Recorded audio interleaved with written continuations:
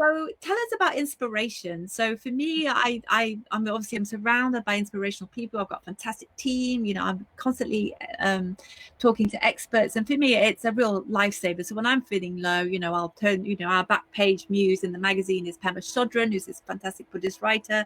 I'll turn to my greats, who will make me feel great when I'm feeling low. Who do you turn to? I think actually, yeah. I mean, people always say to me, "Who's your ultimate inspiration?" And it's never somebody famous, because I think you need to really interact with somebody and know them to find them inspiring. I think it would be the guests that I have on my podcast, because sometimes people are celebrities on there, but that's only because they have a story of trauma or adversity. But usually they are people that don't have a profile. You wouldn't know them by name, but they've been through these incredible life-changing situations and made a huge success of their life. And selfishly, I come away from the podcast learning something and being enriched and gaining perspective and just thinking, wow, these people are getting on with their lives quietly in a pocket somewhere in the country or in the world. And it's the unthinkable. It's maybe something that would have made somebody else give up or drop to their knees.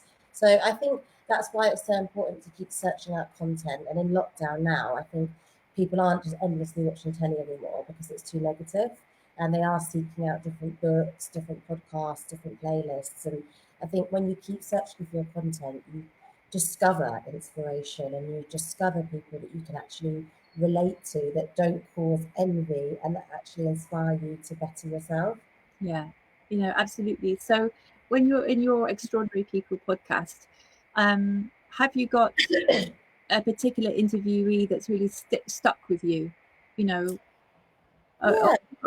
and why? Yeah. There's been a range of people. So some people will come with their own personal stories. So there was a woman called Tulsi, and actually I met her years ago through my charity. And she had been on a plane with her brother and her mum and dad. And the plane had crashed and her whole family had sadly passed away. She survived, she was a child, but she woke up to the news that her family were dead and her whole face and body were covered in full thickness burns. Okay. So much bereavement and loss, loss of identity, loss of family. But she's gone on to do not even just an average life. She's got this phenomenal life full of empathy and compassion for those with far lesser problems than her. She trained as a Pilates instructor and she set up a business helping patients through rehab, so cancer patients with Pilates. Yeah. She takes sessions. She even volunteers at my charity helping burn survivors. And then she travels internationally. She was in Australia a couple of months ago giving talks on resilience, positivity. So yeah, she's a very robust, strong, but she's also very giving, and she's very gentle still. She's not harsh or tough. So her story really inspired me. And then some of her experts. So I had Julia Samuels, who's a I know, we interviewed her. They were good. She's wonderful. She's wonderful. I love her. Yeah. And just her voice, I felt like I was interviewing her, so soothing. I interviewed her last week over Zoom. I'm still recording in lockdown. And, she didn't talk necessarily about her personal experiences, but we talked about bereavement and, not in the traditional sense of just death, the end of the careers, the end of an era, the end of life as we know it. And it was really timely for what we're all going through now. And I felt like I learned so much from her. So, for me, it's not about being the host or the presenter. I just sit there soaking it all up. And I'm the same. I'm totally the same. I mean, I just feel like I'm learning and growing all the time. And as you say, being able to sit there in your podcast and talk to these incredibly wise, like Julia's people, also incredibly inspiring people, I think we're kind of very privileged. And it's great to have these platforms, isn't it? I mean, you with your podcast and us with Psychologies.